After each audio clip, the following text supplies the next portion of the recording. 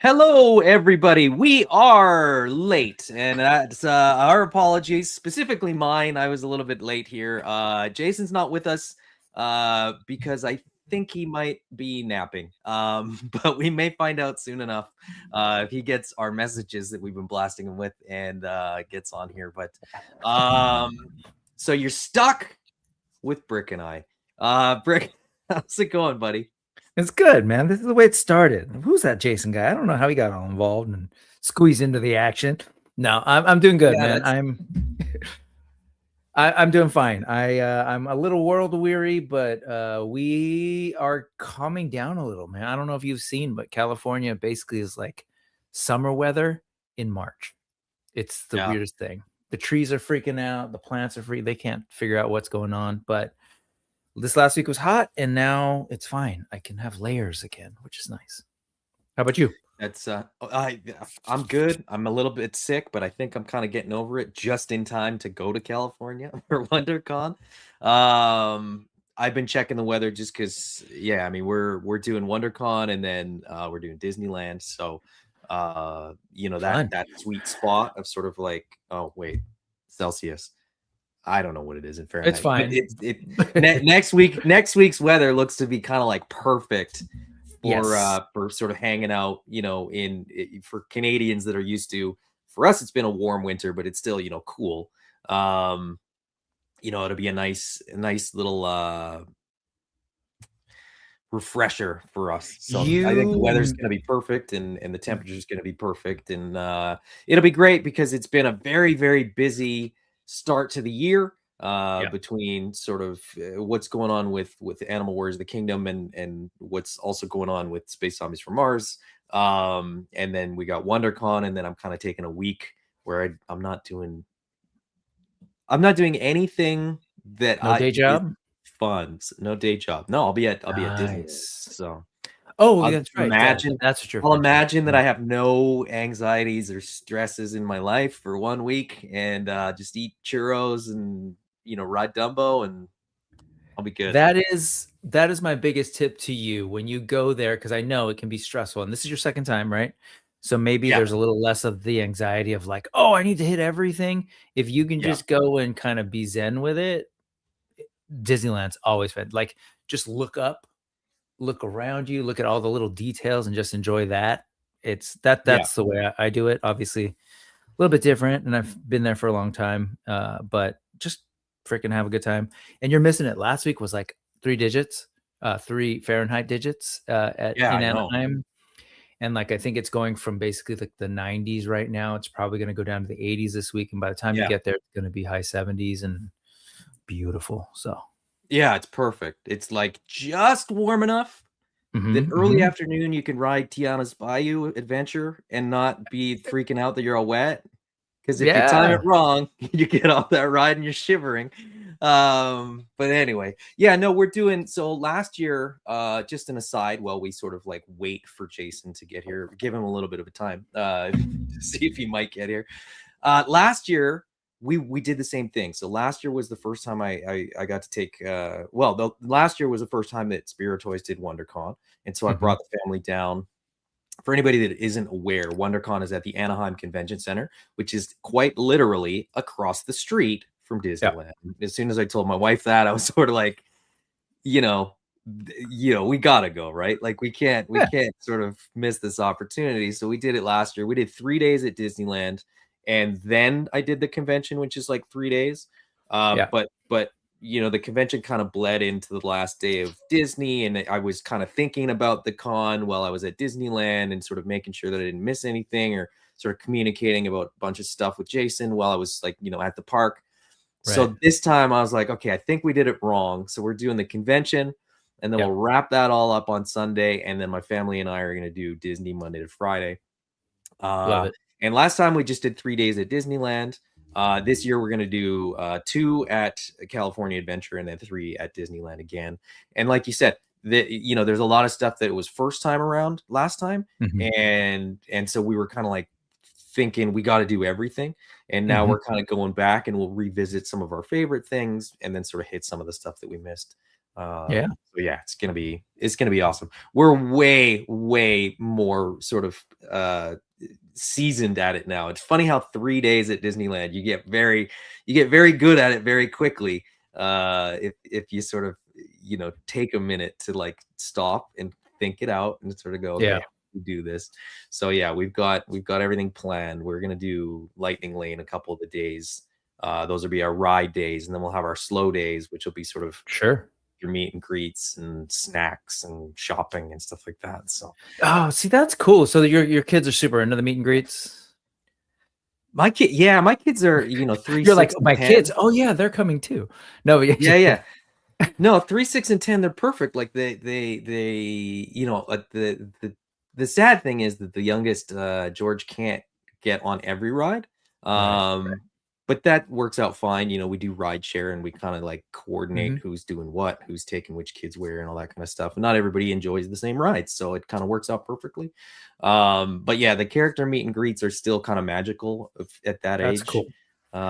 So I say that it's because my two boys never were interested, and it just bums me out because it's like corny as they can be sometimes. mhm. I want to see the theming, like the princess one in fantasy, in Fantasyland was Yeah, relatively new, and it's been revamped, and I've never actually been able to see it just because yeah, the boys suck. But yeah, I'm curious to yeah. see it. So They're too that's good cool. for the magic of Disney. Yeah. Or what are we gonna do? Take a picture? I was like, you spoiled Yeah, it. But, exactly that. yeah. We got Anyways, the autograph book, so we're doing the autograph, and then we'll put the pictures nice. sort of with the autograph. Yeah, it's like a whole Yeah. thing, and I I think love it. that's I mean, fun. a part of it too is that like I have that experience at Galaxy's Edge. Like Mhm. I still at 43 years old, I go to Yeah. Galaxy's Edge and I'm like I feel like I'm in Star Wars.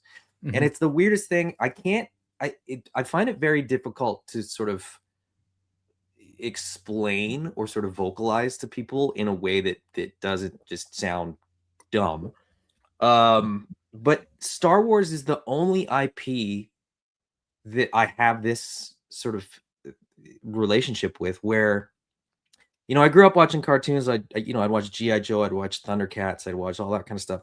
And animated stuff, I always felt like it was animated. I felt like it was Right. not real, and it was easy to sort of disconnect. Yeah. And I watched GI Joe, and I was like, I want to join the army, like little kids do. And then I Mhm. grew out of that really, really quick. I never But had there's that. something about Star Wars being live action and having that really lived in kind of visceral Yep. look and feel that like I always felt like you could be there. Like you could Mhm. be part of Star Wars. And when Yep. you walk into Galaxy's Edge, at least for me, I got that overwhelming feeling that I'd been waiting for like, 37 years since I'd seen, the first Star Wars I ever saw was Return of the Jedi on VHS in a babysitter's basement. I've told that story a million times, so I won't go into it, but I crossed sort of under the bridge into Galaxy's Edge, and it was like, I'm finally here. And it Yeah. was the No, weirdest thing. 100%. And I wanted to interact with stormtroopers, and I wanted to hug Chewie, and like it was like Yeah. it was all real. It was a trip, and I'm really, really excited to go back and do it all again. Well, I used to tell people like, "Oh, it's like action figure people. No, it's like going into the playset. But then it's Yeah. like, no, but yes, but you're absolutely right what you just named. It's like then I was like, well, no, it's like moving into the film set. Like, no, no, no. It literally is going into the movie. Like it's in universe, and like you said, it's live action. The only thing that I've seen that's comparable would be Universal Studios, the Harry Potter thing was like that. Or The when I Wizarding used World, yeah. yeah, or the old school Conan, when you'd walk in there, like you were in the sort of set at Universal Studios. But it's because I watched Conan and I was like, oh yeah, I recognize that and I'm here. Or you watch the Wizarding Harry Potter, and it's like, okay, I'm Mhm. here. But you're also going to see something that I haven't seen yet because it just started that Galaxy's Edge now is going to be that split time. You familiar with this timeline thing? So you're gonna go to Yeah. the sort of main, where the Falcon is and everything, and that's gonna be original trilogy era, and then you walk over to the Resistance base, and that's gonna be, uh, the New what do you Republic. call it? The sequel trilogy. Yeah, sequel trilogy Yeah. era. But it's not quite done.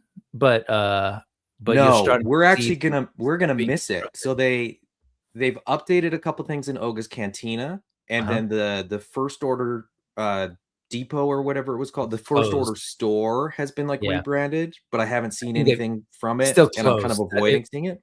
Yeah, it'll be closed. I don't think it'll be open yet when you go. It may or may not be. It might be. I think it was supposed to Oh. open this Friday or next Oh, Friday. cool. Anyway, I watched the I'm kind of videos, that's why I avoiding thought seeing that, it. yeah. So yeah, me too. That's all the Hey, look who made YouTube it. and I Instagram think and all the hold on, don't put him on yet. He's still wiping the eye boogers Look at out. how Oh, there rosy he he is. is. Yeah, he I'm just awake. Yeah, clearly my face is red. Holy cow! That's He's got like sheets, like creases in his face. Is that what's yeah. going on? Oh, how we doing? What'd I miss? we were just talking about Disneyland. Oh, I thought y'all were talking about Dune or something, like because it didn't the trailer like just drop or something. Man. I haven't watched that trailer because I'm 100% going to jam. watch it in theaters, and I don't watch trailers if I'm going to sort of have the experience. Yeah, I haven't no, watched I that get that makes trailer. sense. Haven't watched Mandalorian and Grogu trailer. I didn't even know that was the, out. The Marvel trailers for whatever the movie's Doomsday. Is that what it's called? Not Doomsday. I'm so out of it, like with pop culture stuff. Like I just tend to like, I'm like, oh, let's go watch this in the theater, and like I don't even know the trailer's out or anything. The newest Marvel trailer this week was the Spider-Man Brand New Day. I haven't watched. Oh, that that's either. coming out. That's cool. Yeah, there's so much good stuff coming in the next few months. That's awesome. So we're gonna have a like really like awesome summer schedule release. I think Dune is winter, but still, they're talking about it. So, but yeah, Dune that's and Doomsday are coming at the same time. Same day, yeah. What is Doomsday? What Doomsday? Avengers Marvel. Doomsday.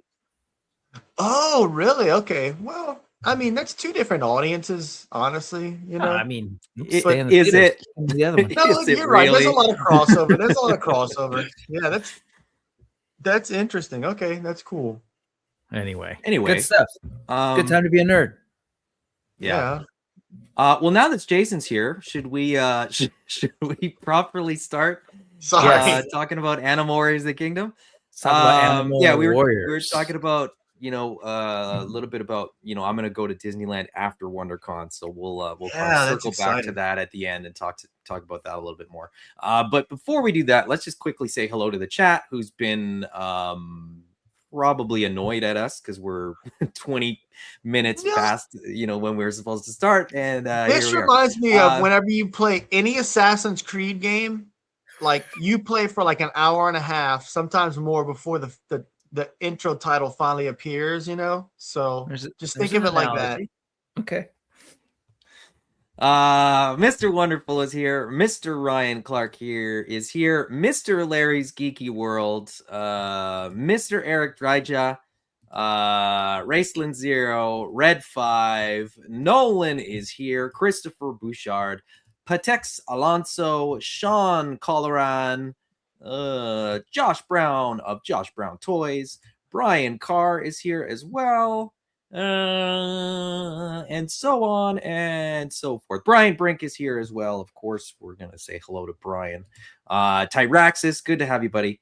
And I don't think, judging by the comments as I'm sort of skimming through and saying hello to everybody, I don't think anybody's mad yet that we haven't talked about Animal Warriors of the Kingdom. No, so that's good. And Mr. Ryan Clark says, we can't get mad at you fine gents. Well, I appreciate that. Some people can. We did get like a ton of a ton of DMs about the Toylanta exclusive.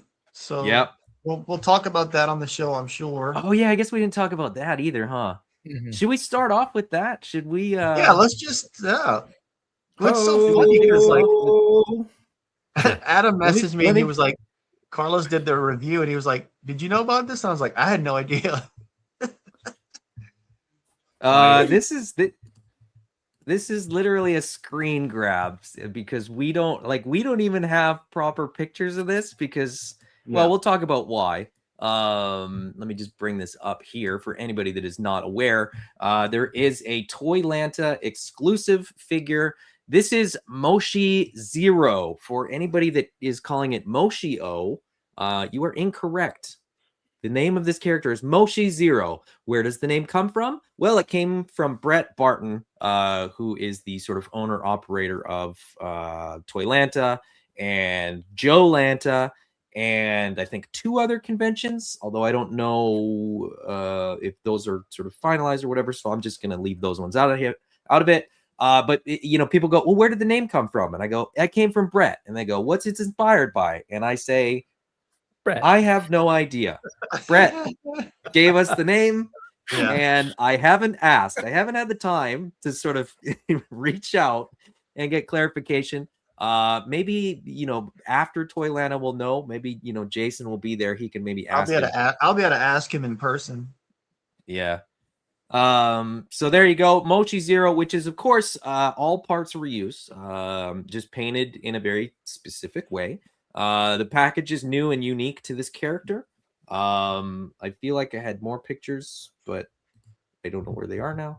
I'll see if I can find the review. Check on Badass Toy Reviews. Yeah, I'll find it and keep talking. And there should be. I actually think I had them on some slides because I don't remember seeing that particular photo before. So.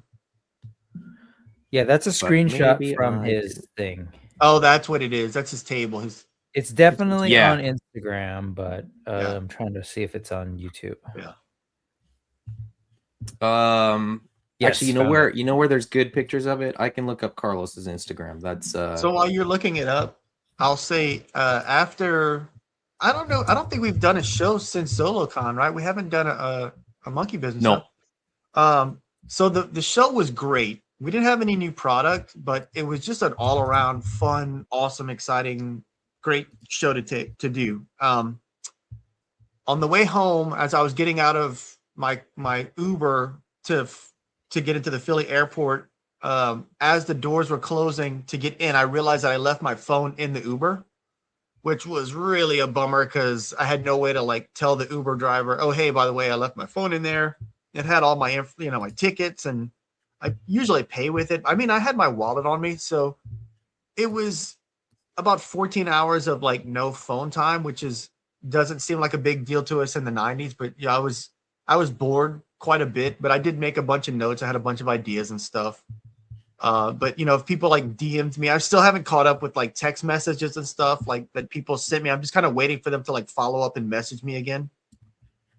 Mm-hmm. Mr. Ryan Clark's message is pretty funny. So you got the phone. Actually, you need to put a TM at the end of that, Red Sonja. But so you got the phone back and share that message. Everything's good to go, Jason. You're back in the world. Yeah, I mean, I just if someone's texted me or messaged me or something and they should probably try to follow up. Just because I don't remember, I get a ton of messages, so I don't know. I might have, not trying to ignore anyone, in other words. If you've ever messaged Jason, you know that this is not a new occurrence just because he lost his phone. But yes, you should probably just follow up and message again. Yeah. That's a really cool pose, I think, that Carlos has him, and it's very just simple, but he's kind of brooding, Yeah. Mm-hmm. Yeah, it's a good looking figure. I mean, this is. People keep messaging me asking how do I get it? Can you get me one? And I have to tell them literally I have to figure out how I'm going to get one before I can figure out how to get other people one. Because as I said, this is a sort of commissioned figure by Brett for his conventions. This figure, for people that are asking, and Sean Colleran is asking, will this be available on the AWOG site after Toylanta?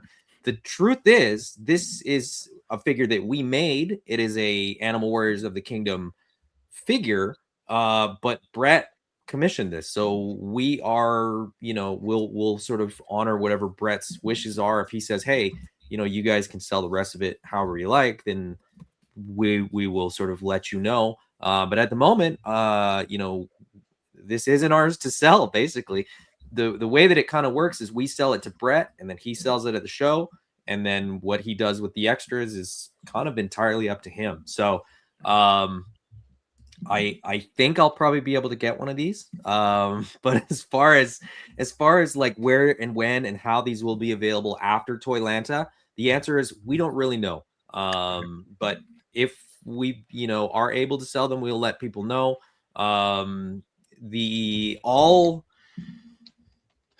What we kind of have asked Brett is that after Toylanta, if there is extra stock, can we have this to sort of sell at convention tables? As far as this being available online through the Spiro site, there's a very, very slim chance that that's going to happen. There's probably not going to be any inventory on the site. So this is probably going to be an in-person thing. So, if you're not going to be at Toylanta, maybe reach out to somebody that is. And if you don't know that anybody that's going to Toylanta, figure out conventions that we might be at in the future. I know and kind of Terrence stay was tuned. offering to help people. Yeah. Yeah, so there are folks out there that can help you out, but at the moment, literally, I can't help people out.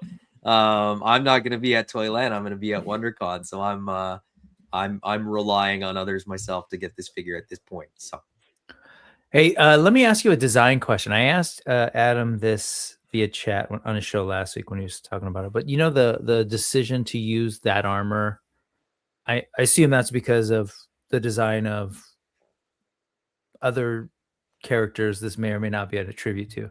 But why the lack of Paulton? Was that just a design decision on Brett's part? The actual Lexion toy, that's where his shoulder pad sits. Right. So whenever you remove that shoulder pad,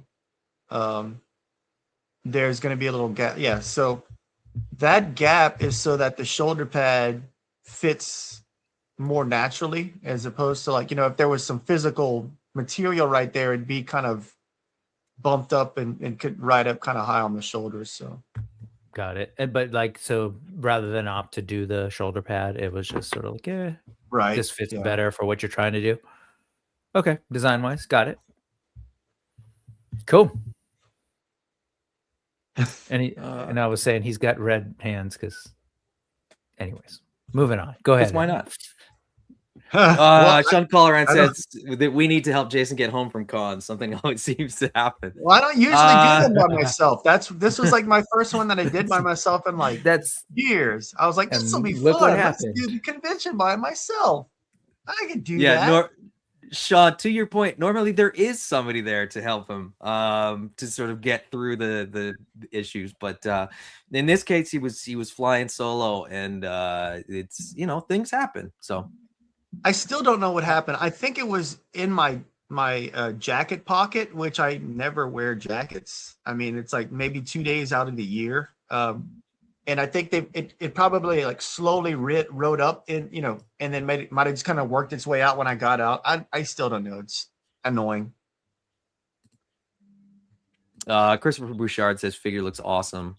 Josh Brown says need to call in a favor. Tyraxis says bummed I'm not going to Toylanta this year. I'll be a vendor for Otherworld Arsenal at IshCon though. Oh, nice. So I like this one too. Mr. Ryan Clark says copyright. Oh my god, that's funny. Now let's see. Okay, that's I'm highlighting comments. If you have a question that's in there and I haven't sort of mentioned it, doesn't mean that I'm not going to bring it up later. It's just some of the comments or questions we can sort of swing back around to. So so that is the Moshi Zero figure that will be available at Toylanta. After Toylanta, who's to say how or where you might be able to get this figure? Speaking of figures that will be available in the future, we just did an update recently. Quick check-in progress reports with some pictures, and we just wanted to let everybody know sort of where we were at with production. This is going to be sort of the main thing that we're talking about today. There's a few things that we want to clarify or elaborate on or what have you. So let's move into that now. Brick was and is and has been sort of kind enough to be doing the updates for us, writing the updates and posting them for us. So there's a picture of some of the prototype parts. These are test shots, basically. So for people that are familiar with test shots, very often you'll see test shots in gray. We kind of got lucky. I love when test shots are in weird colors. Right. So we kind of got lucky, and for whatever reason, a bunch of ours are like this weird, vibrant blue color, which is really, really cool. Whatever they got in the hops that day that matches the material. Yeah, and I mean, like, if this was a grayscale figure, I'd be like, that's cool. Right. The fact that it's this looks even cooler. You know, you get that blue plastic with the brown for some of the secondary stuff, the gray legs, that's more and then the weapons that were painted. So again, you know, just a weird little side note on this. The reason that those weapons are painted is because the weapons are done. They've been done for a while. We approve the weapons, and they sort of go ahead and get those in production. So you know, this is what we're looking at right now, or this was what we're looking at. We've moved further beyond, you know, these test shots already. But before we move beyond these test shots, let me just very, very quickly shout out Solo Sinner with a very generous $25 super chat. No comments or questions. Just happy to see this trio on stream. That's good to see you, man.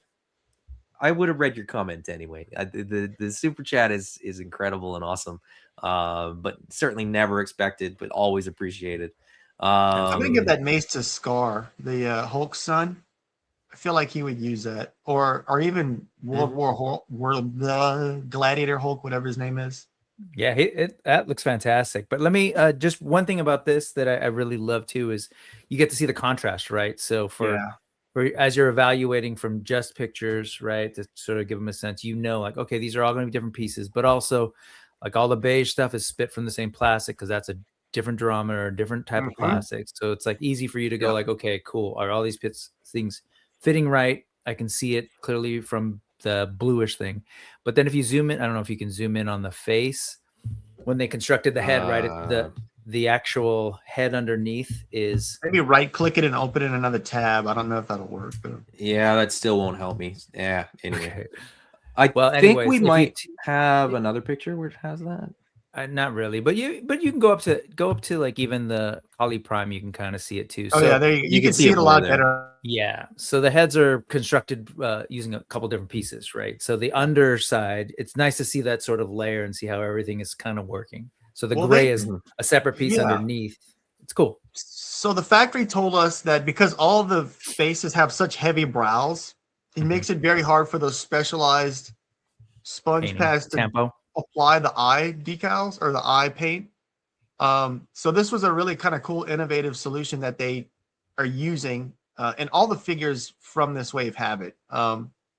So we've seen some kind of funny pictures of the Void, like what his underneath looks like. It almost looks like an animatronic because it's like, like the smooth section with a robot eye, and then like this like teeth, you know.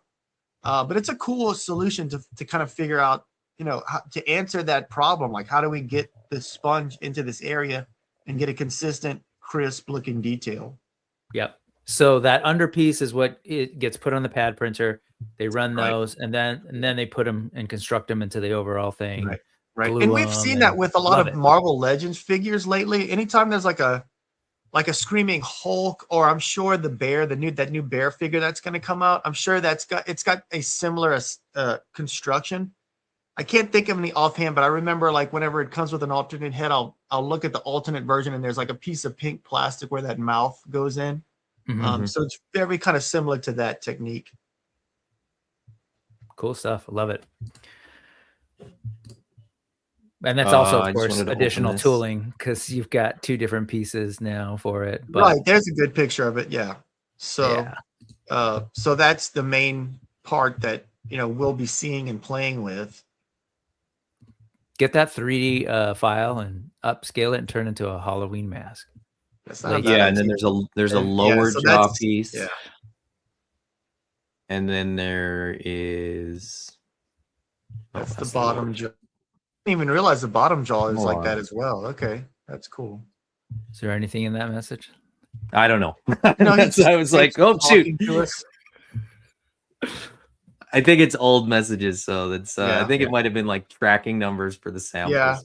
Yeah. So it's nothing nothing too crazy. That's But yeah, cool looking. yeah. And the head is 3 pieces. So even though you know, if I jump back to this one, even though the head is all done in gray in this particular one, it's actually 3 different pieces: the lower jaw, the upper jaw, and the sort of over the whole sort of head. But then again, actually the head sort of ends and there's like a neck piece as well. So there's a whole bunch of pieces going on.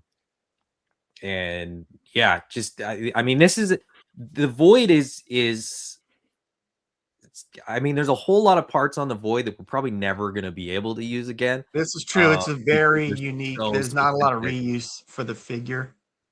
And normally we don't want to do that, but this is a unique case. And it's such a cool figure. I personally feel like it's going to be on a lot of people's top 10 list for this year, you know? I Just think because there's it's such things a you fun, can unique thing. totally. Sorry. And I think I was just gonna say, and I also think an enterprising, toy company might think of ways to reuse that body for other We do have things. some ideas, yeah, but it's a Yeah. very distinct thing. It's kind of like whenever you see an old, like a Pizza Hut, that's like an insurance thing. You're like, that used to be a Pizza Hut, but we'll figure out a way to do it. That being said, it'll be cool regardless when we do Yeah. come up with some sort of use of it. Justin Mohana asked, would you guys ever do cool test shot figures?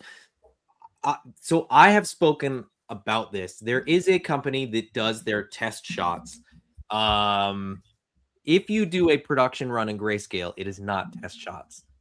Test shots, we could ask them to make 10 of every figure and sell them, but they're quite expensive. I don't really know how the process would work. Thought about it, but at this point I don't think so. I don't foresee us doing that anytime too soon. He says I would buy that figure. Well, I think lots of people would get like a talented customizer to do that. I think that would be a cool alternative.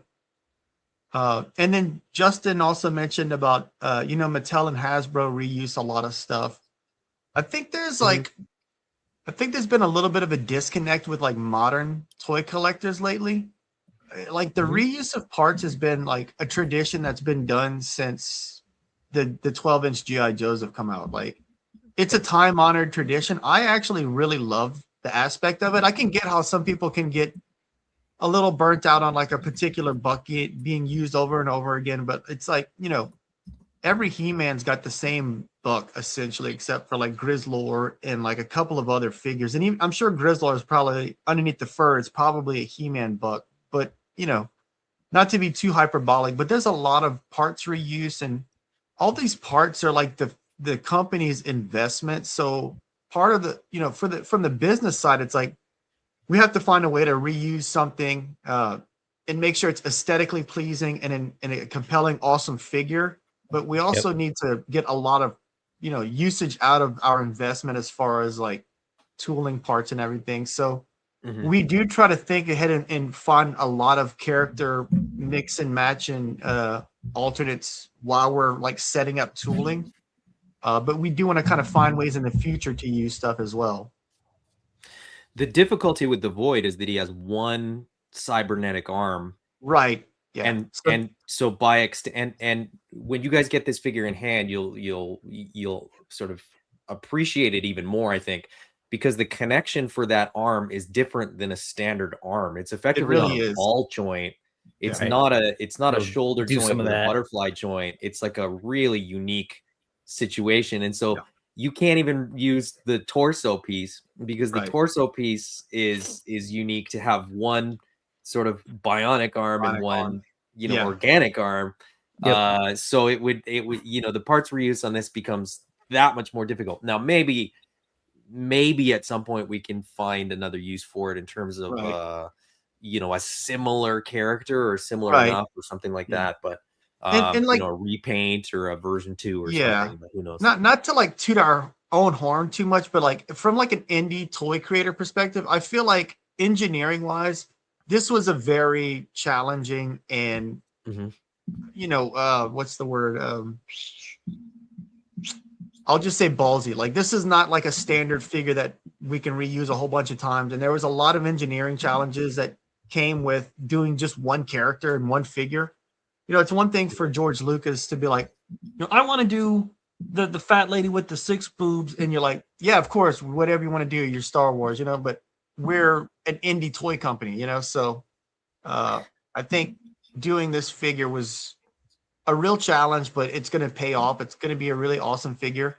And I think it's going to work itself into collections that aren't necessarily exclusively like an AWOC collection. I can see it with Marvel Legends and a G.I. Joe, and I feel like it would go great with Masters, you know, so a bunch of different potential to display it.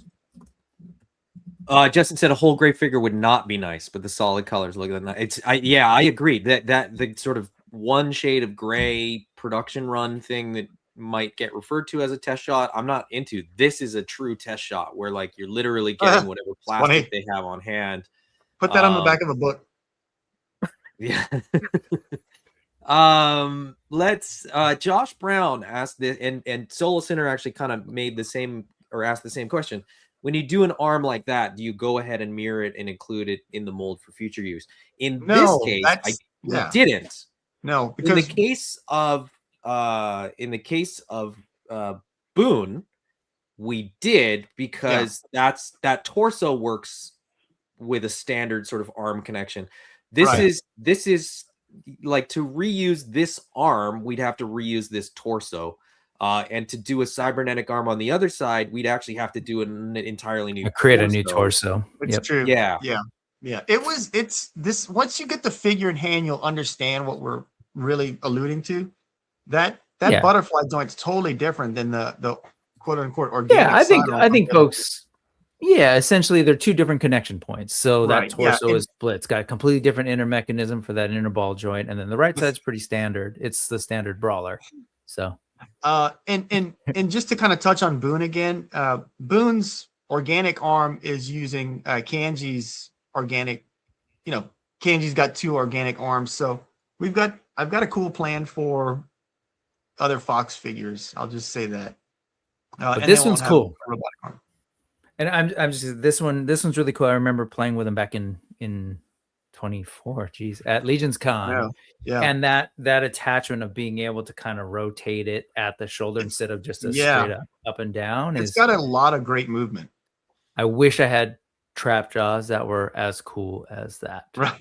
So now, you guys are gonna have the next version of this at WonderCon to play with. Sweet. I drove around with it for like a week and a half, just playing with it in the car. It's such a fun figure. And I can't tell which alternate hand I like the best. So we'll have fun doing that as well. Nice. It's going to be fun. All right. So that's kind of where we're at with sort of what we've shared up till this point. Now, as sort of Jason alluded to, the newest sample set that he had has been shipped with the sort of WonderCon stuff. So we're actually going to have a really cool selection of production prototype, test shot figures at WonderCon. We may even have, if they arrive in time for me to bring them with me, we might have some more of the painted samples. They're scheduled to arrive the afternoon of the morning that I leave. Oh God! So hopefully they arrive a little sooner than expected. We will see. But otherwise, we will have some cool samples at WonderCon for people to check out, and as long as they don't have sweaty, dirty, gross hands like Yimbo does, they'll be allowed to play with them. Just eating like peanut butter sandwiches and like let me. Yeah. Oh yes, or like my phobias right here. Thanks. That's kind of nice. Let's see. You got a super chat? How do you say hold that? on. Yeah, I just saw that too. Christopher Bouchard with a $10 super chat. Okay. Says, that sounds very I French. missed you. Maybe French Canadian, maybe Creole. I don't know. Sorry that I missed you at Toylanta this year. I'm saving for a vacation and can't wait for the lizards and a new tiger character. The tiger's coming. I mean, I think that the large cat is out of the bag. What I will say is the tiger isn't. The tiger is sort of tentatively in the schedule, but we won't tell you when he's coming out. Basically, until he comes out. That's sort of our new, our fun new policy is that for the reuse waves, we're just gonna make them. We'll just drop them. We're gonna share them when you can order them, and we're gonna avoid sort of the pre-order black hole where people you know complain. Oh, I ordered it 3 days ago and it hasn't shipped yet. It's like, well, Adam we told you it's going to be 6 months. Yeah, Adam and I have worked out we're working on a good schedule for. Someone had asked about the gap between the waves, so we are working on like a good schedule of new characters that are going to be released in between new stuff. Brian Brink asks tiger scale. The tigers will be on the brawler box, so it'll be this larger body type.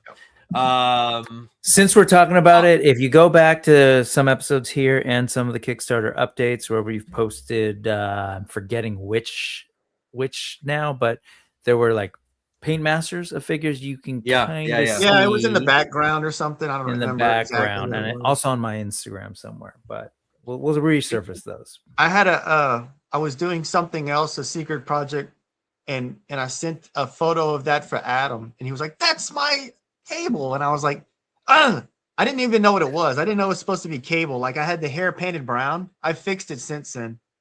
And I was like, I forgot that was even in the shot because I was concentrating on what I was trying to send to them. I was like, this was supposed to be a surprise. But I'm glad you said it was cable because then I was able to fix the hair. Shout out to Josh Brown. I got that from Josh Brown at Legion's Con. Yeah. And, I looked at my hip pack and it said Adam on it, and I looked at it and I was like, that's cool. So I painted it. All right, so there's a few questions here. Sorry, let me just finish a couple of thoughts on the brawler production, and then there's a few questions that people have sort of sent in, and we'll check in on those. Brawler production, where are we at? This is sort of the latest and greatest sort of news, and we will share this in an update, I believe, this week. So if anybody misses this or whatever, we're definitely going to sort of share. We're actually going to share more pictures in the update as well that we're not sharing today on the show. But effectively, we've had these test shots. We now have painted samples incoming. So the painted samples are effectively the last step of us signing off on, the figures and going, okay, the eyes are correct, the teeth are correct, the weapons are painted correctly, everything's painted correctly, everything works correctly. It's kind of the last sort of signpost before the destination. So as soon as we approve those, effectively production begins. Now, production doesn't happen overnight when you have as many figures as we do using effectively the same tooling. Production time, takes time. So you're looking at, kind of 2 weeks per figure because you're running sort of one figure at a time. We can't run, Hannibal and Kali Prime at the same time because it uses the same mold. So you basically run one, and then they reset, the tooling molds and sort of reset everything the way that they need it for Kali. And then Kali goes into production, and then they reset it all, and then Grimes goes into production. So anytime that there's sort of parts being reused for a figure, you effectively have to wait for the production on the previous figure to begin production on the next figure, which I don't know how I knew that and Jason didn't. There was confusion because we thought, okay, they just put them into production and they all start production. And I was like, that's not how it works. Well, what I thought I thought they would push all the body parts for Grimes through, then leave those parts on, change the plastic, and push all the body parts for Lord Oxidus. That's how I had assumed it was going to be done. But now we know. If only it would be that much quicker if it was the sorting. You got to imagine the logistics of we've got these parts, we got to put them in this bin. Let's set them aside, and then let's run the rest. Oh, let's set those aside. And you've kind of effectively already done that with the weapons, right? So somewhere is a bin in this massive factory of those are for a job at some point in the future for 5 or 6 different figures, or 5 different figures. So I can't even wrap my head around how that's a QC nightmare, I would assume, in terms of like trying to track all that down, but they've got it. I mean, this is what they do. And the thing to remember as I do the updates and I understand where people are like impatient, and maybe that's not the right word, but people are like waiting because granted, like we gave them several dates and we passed them by, but man, the amount of work that goes into these things just for our project. And then in between each of those, like, so when we say our project, we're talking about a Kickstarter campaign, but even for this wave, as Adam just said, that it's like multiple setups and takedowns and setups for each different figure. Maybe in between them, they may be doing somebody else's work or some piece of somebody else's work or some piece of somebody's different project. So it's like, it's wild to me to even wrap my head around how hard this stuff is. That's not to make excuses. I think it's ultimately, as a toy fan and a person who talks toys every week, it's just like, I understand and I get it. And ultimately, I guess, as Mr. Ryan Clark puts it, and knowing is half the battle. And I think, unfortunately, a lot of people not knowing is a lot of people doing unnecessary battling. So we'll get there. The figures are coming, but it's awesome. Like, it really is an awesome feat to think about how these things get done and get done so well. So it's been interesting. We kind of mentioned like that. Sorry, go ahead. No, I was just gonna say, I mentioned, a few pictures ago that the weapons were already done and they were sort of waiting to get packed in with the figures for the brawlers. There are other weapons for other waves that are also complete and just waiting for the figures to go along with them. So, it's this funny situation where, while we haven't gotten any of the figures to people in hand, the process of getting the other ones is sort of still in motion. And I think people kind of think, oh, well, this took 2 years, so the next one's going to take 2 years. It really won't. This was the hardest wave for us to do. And I think we learned a lot from this wave. And I think, the engineering, we talked about, the engineering for the Void, right? Having that shoulder that doesn't work like a normal action figure shoulder does. That was a unique, situation. When you look at the reptiles, while they are unique figures, well, it's a new sort of buck. The engineering is already there. When you look at the females, when you look at the speedsters, most of the engineering there is not going to present the factory with much of a challenge. It's all sort of standard action figure stuff, and it looks and feels and works basically the same as our Wave 1 figures from the original Kickstarter. So the future waves will be much quicker and easier to get done. And as I said, we're also working on the reptiles. We're working on the packaging. So that should come much sooner after the brawler wave than the brawler wave came since the last wave, kind of thing. But yeah, that's sort of where we're at. So yeah, they're everything's in process, and it's just a matter of getting it right. So we're working towards that. It is interesting to see how production is very much like a funnel. Like, it just seems like nothing's happening and it gets quicker and quicker and quicker, and then all of a sudden you've got figures that are shipping out. Yeah.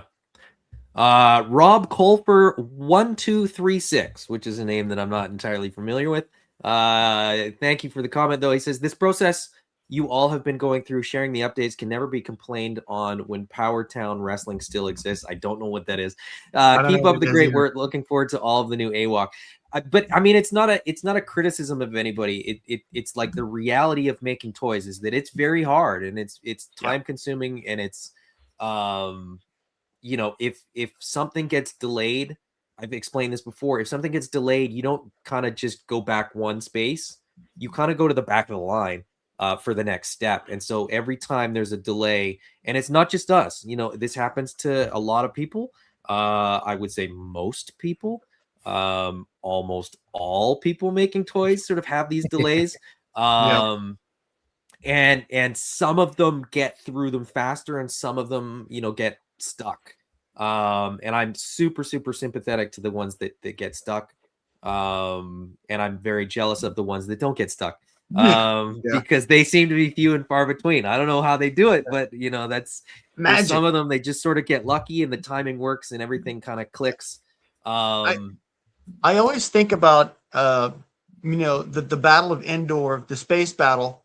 All of those, every single one of those spaceships in a scene is its own composite, and if one little ship doesn't line up just right, that whole thing goes out the window. They have to redo that whole scene, and I just keep thinking about that. And Adam mentions again, like, if we have a little delay, yeah, they go back and fix it, but we do lose our spot. Like the next project goes in so that the factory is constantly working and making progress in some aspect.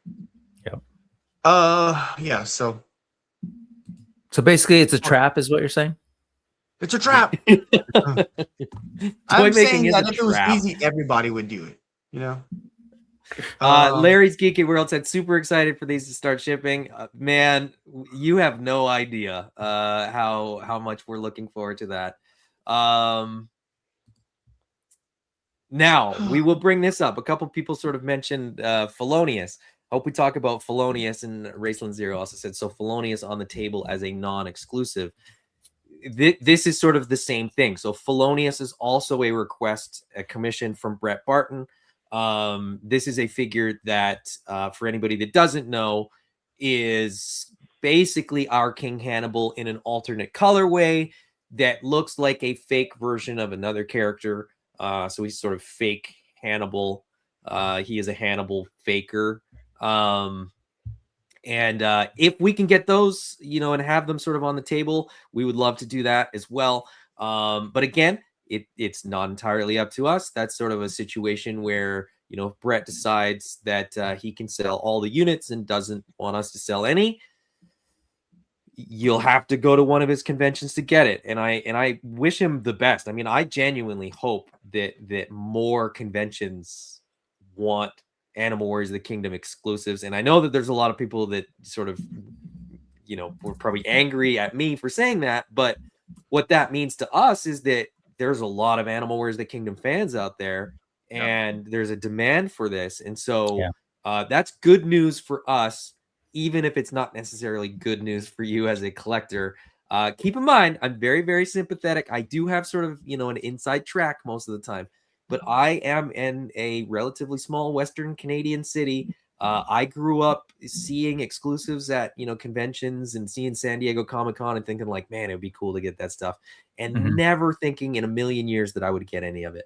I think Adam had some kind of idea about how the exclusives worked at San Diego Comic-Con. And keep in mind, I went there to do a panel, so I had no expectation that I was going to get any kind of exclusive.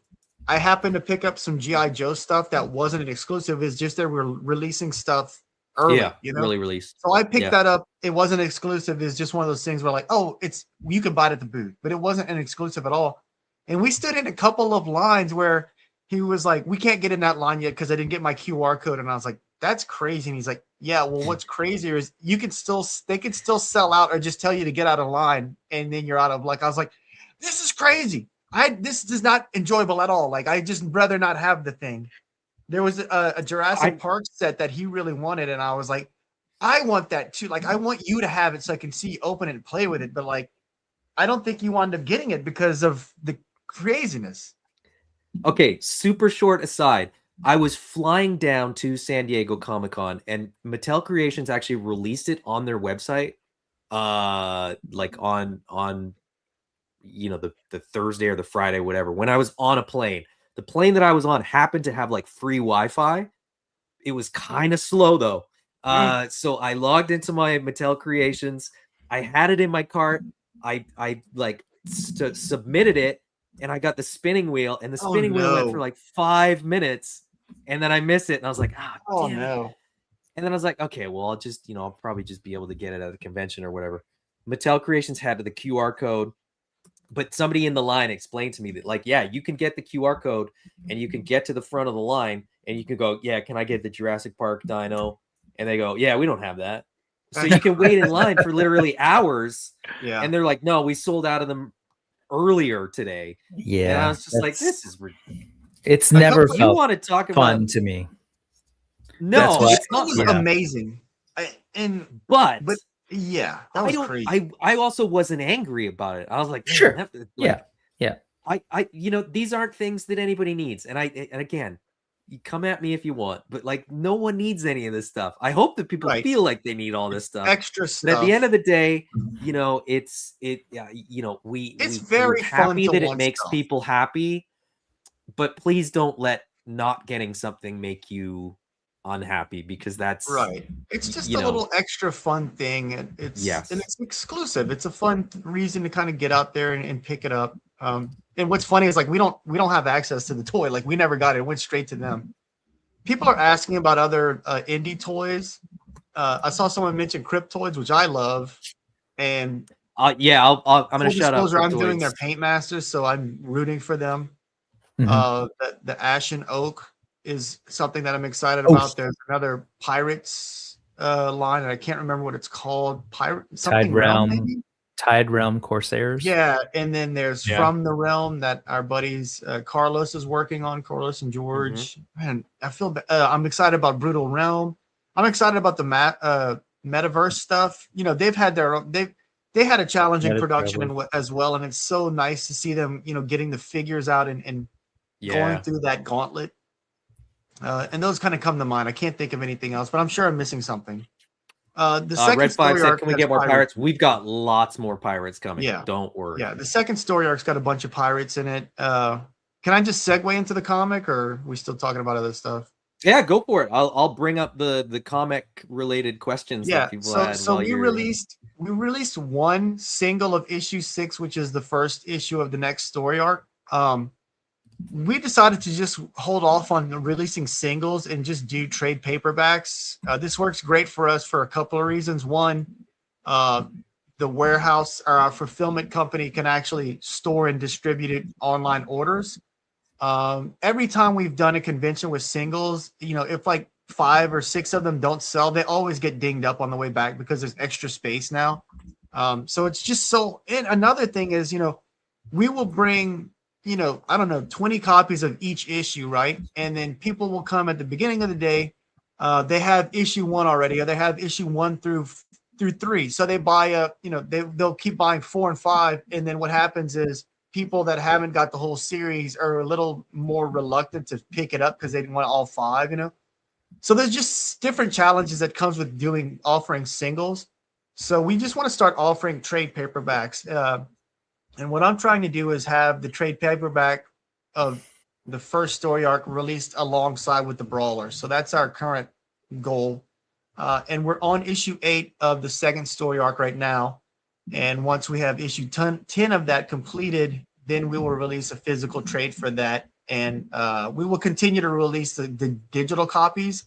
So that way people that want to read the story can have access to it. And then show support by buying the physical version when it's all said and done. This I think we might have missed. Brian, did we miss? I think I don't think I brought this up. Brian Carr with a $5 super chat again. Very generous. Never appreciated. Always. Never what? No, never expected. Always never appreciated. Brian Carr, take your money and go away. Get out of here. Brian Carr said, after seeing the Brawlers in hand at ZoloCon, I can say that the wait will definitely be worth it. They were great, and the paint is next level. Agreed. They look fantastic. We all have our favorites in a set of figures or a wave. And Grimes wasn't like my favorite. Like, just I had to have that figure. But it seemed like he got the most excitement at ZoloCon. So it might not be the case for everywhere. But I was surprised at how much people gravitated to that particular figure. Like, I'm so impressed with the Void, you know. And again, we didn't have we didn't have like full painted versions of everything. So that might have been, you know, might have played into it as well. But it was cool to see how excited people were for a dog figure. Solo Sinner's got a sort of long question here. It takes 2 sort of comments. So I'll read the first one and then the second one, and then we can sort of answer it. Solo Sinner said, being caught up on the comics, curious about the evolution of the lore. In an upcoming stream, can you guys dive into that more?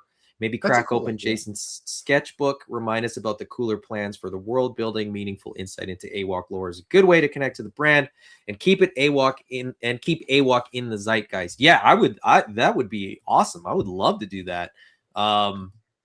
the trick is not sharing too much and not having people get sort of too excited about things that haven't come up yet. So but yeah, maybe we can circle around. Fun idea. Back to that for sure. A couple more here. So the cat? cat? Okay, it was almost like sits off to the side. She's always right there. I don't know where she went, but she just came back. Yoke2112, which again is another name that I'm not super familiar with, but thank you for joining us. Thank you for the comment. Says, with these incredibly long gaps between waves, is there any chance we could fill those by releasing more bare-chested two-toned apes with the already existing old bucks? I need an ape army. Well, we've discussed that a little bit. We've sort of gone back and forth. I think the question specifically is about like the ancients that we did during the first Kickstarter. Those were very much to sort of fill, stretch goal slots. And they were great, but for all intents and purposes, they're not great sellers. That's the easiest, sort of most direct way that we can say that. Full characters with weapons and armor sell better. Yeah.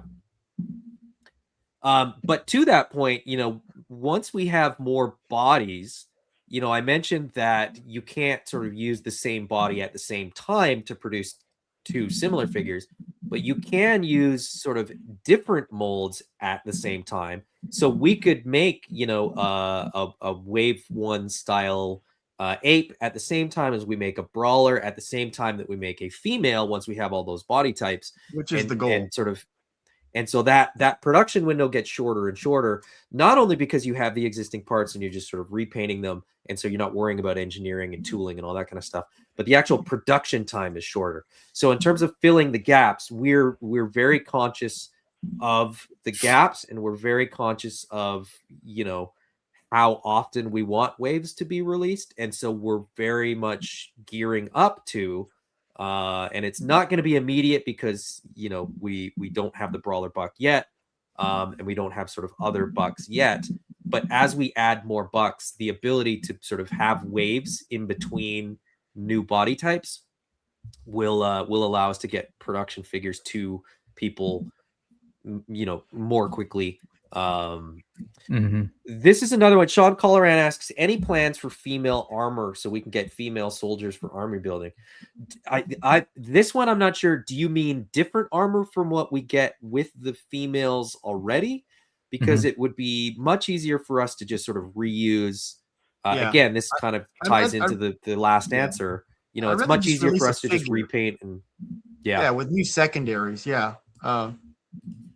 So there was a couple of things that we were trying that we thought, we wanted to sell. Those armor packs were essentially to give people that were buying the Ancients figures a way to kind of, really make it into like a full-on figure. So like going forward, I think, whenever we enter these new secondary parts like armors or accessories or anything, it's going to be in the form of a new character. And I think that's kind of the way we want to go with it. Does the cat bite me? No. I was petting her. She bit my hand. So it says not necessary story reveals, but could be about the world itself, how magic versus science works, factions, the scope of the map, etc. Yeah, that might be a fun one. Like we could do a deep dive on, on factions. Like we could just do an episode on factions. Yeah, because I really like. I don't know when it was, but for most of my life, I've been very intrigued with, science versus nature type stuff, or sci-fi versus nature, or elemental type stuff. So yeah, like it's very much in the fabric of the AWOC story. It's not necessarily talked about, as far as like dialogue between characters, but it's very much a part of the world they are in. So yeah, I think that would be fun. We will, this will be the last, well, no, it won't, because people comment more. So I've got a question that I'll sort of leave till the very end. We can almost like leave the show on it. But let's very quickly talk about where people can kind of see us next, because this is very relevant this weekend. with Jason being at a convention next Wednesday, and then Brick and I also being at a convention next weekend. Let's go. So I will go first for anybody that wasn't here at the beginning when we talked about it for half an hour. Brick and I will be at WonderCon in sunny and incredibly warm right now, Anaheim, California. So we will be there all weekend, Friday, Saturday, and Sunday. We will have, a selection of figures on the table. We will have some samples. And by samples, I mean like prototype figures, not samples to hand out. And we will actually also have the Icon Heroes Zujitsu toys on the table. So if you're interested in those at all, we will have a small selection of those. Pat kind of asked us to sell some of his stuff. He is then going to return the favor and sell some of our product at a future convention. More on that closer to that time. So that's where Brick and I will be. Come say hello, come hang out, come chat. I said this last time, and I will repeat it. If you want to know any of the secrets about Spearow Toys or Animal Warriors of the Kingdom, come and ask me in person. I will be happy to answer, so long as you can prove that you're not recording it. Because that way it can't be traced back to me. Jason will be at another convention. Jason, where can people find you next weekend? So I'll be at Toylanta, which is obviously in Atlanta. I'll be booth buddies with Big Bad Workshop, which I'm excited about because they're great. And that's where the exclusive will be at, but it will not be at our booth. So whenever you get to the show, while you're in line, just ask where you can get the Moshio figure. But it won't be at our booth. We will have 2 figures that are new. We debuted them at Legion's Con. So we will have 2 brand new figures that you can get at the booth. We'll have Necro Armor Pale and the Feralus Ranger as well. So you need to pass by the booth for sure. And we'll have that at WonderCon as well. So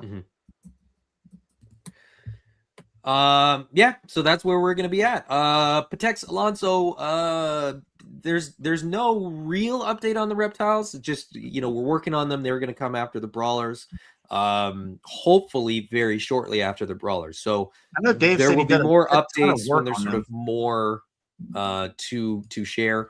But needless to say, they are sort of in process and being discussed a fair bit. So let's finish. Let me say one more thing about the reptiles. One of the silver linings about the delays was that we had time to go back in and make all of the details way more crisp. So Dan was kind enough to just go back, and that was a ton of work. So we went back and made sure that all the details are going to, make it through production. So we have that to look forward to.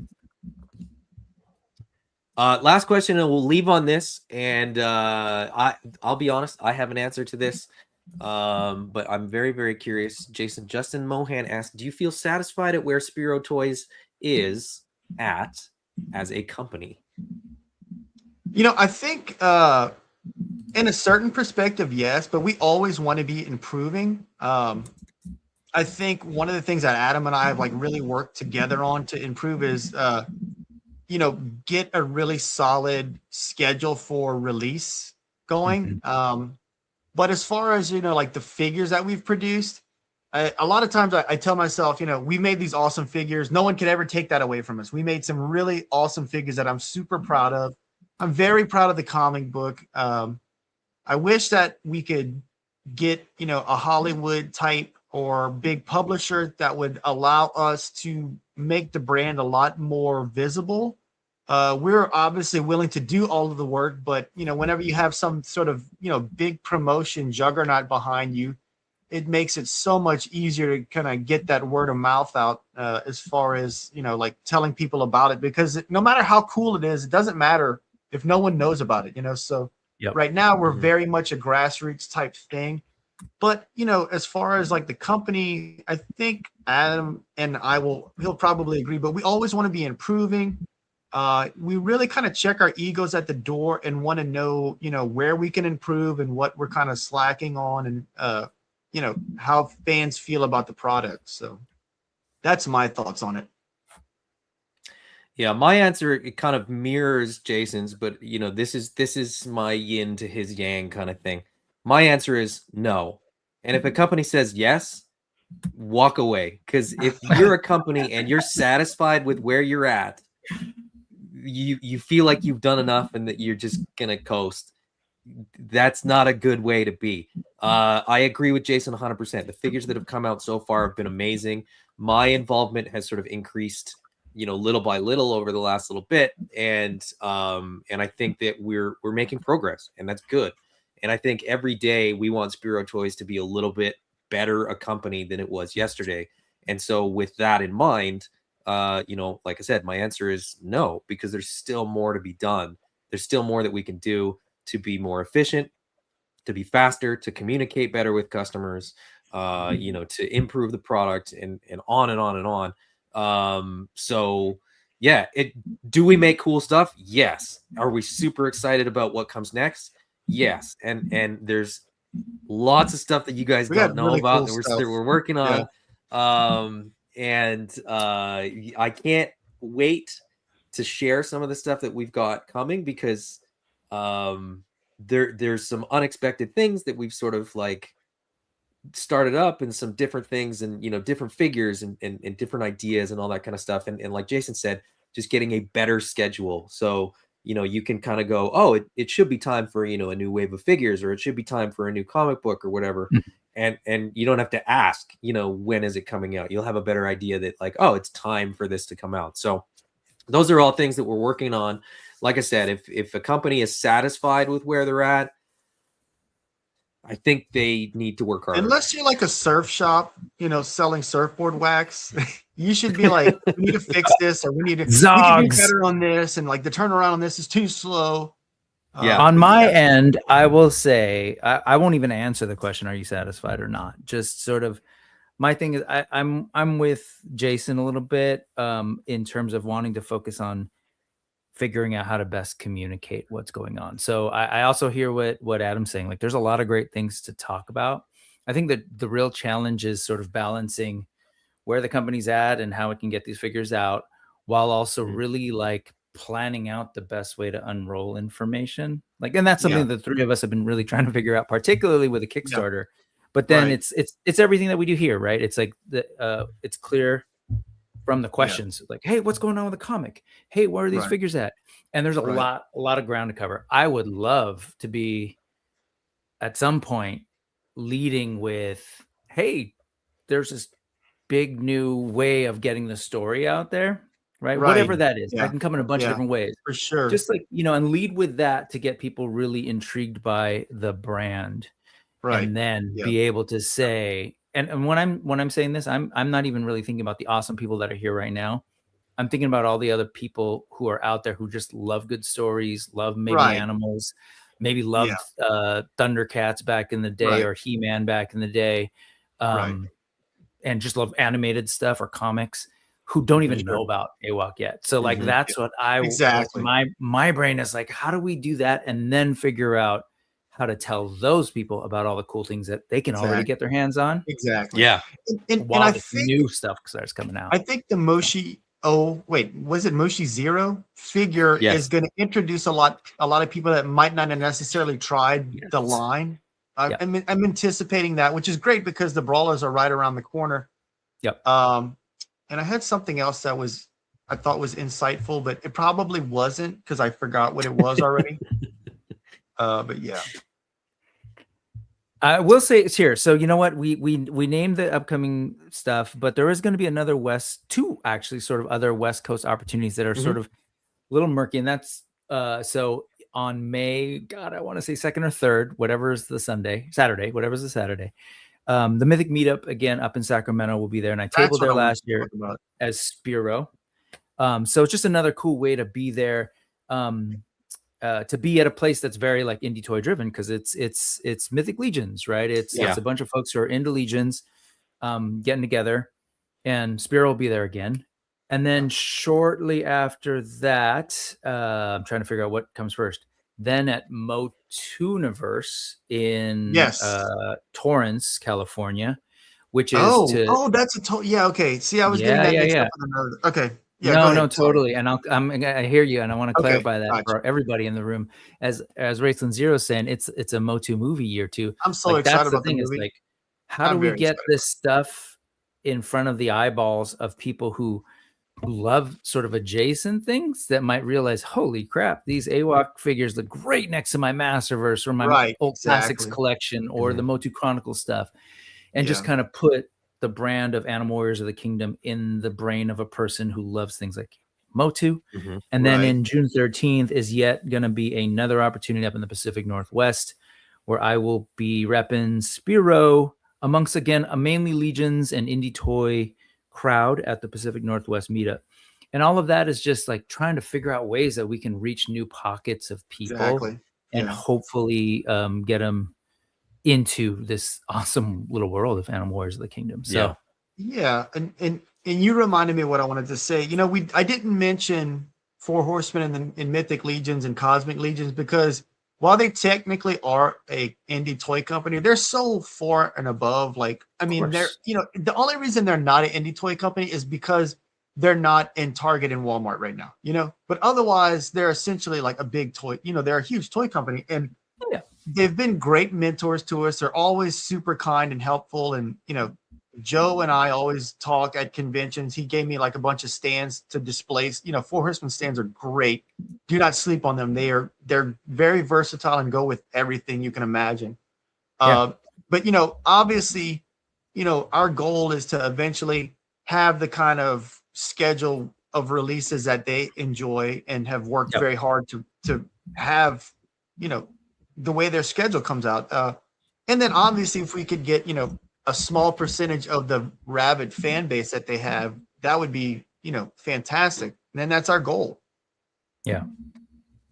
So there's a hunger, there's an interest from Spiro, like, you know, we got stuff to do. So yeah, that's it. I mean, obviously, Jason, you in particular have accomplished a lot. So not taking anything away from that, but there's a lot of cool places to go. There's a lot of cool places to go. You know, I am, you know, very front facing, but you know, Arlen and Dan are absolutely amazing. And, you know, you guys keep me in check. It's very hard as a creative to kind of like pull myself away from like working on stuff. And even though I love coming on and talking about it when I'm not taking a siesta, it's one of those things where, you know, because I have to like focus so much, it's even kind of hard to like engage with people in the real world sometimes because I've got stuff going on in my head that I'm thinking about. The other day I was watering the plants and thinking about how it's a shame how someone won't try something new because it's not Ninja Turtle. They're like, this isn't Ninja Turtles, but like it's in the genre. Like you're gonna enjoy. Just give it a chance. It's kind of like someone that I only like cheese, and another person's like, I only like wine, and it's like, oh, but if you mix this cheese and wine, it's quite an enjoyable experience. You can have a mix of the two. You know. I'm right there with you. Yep.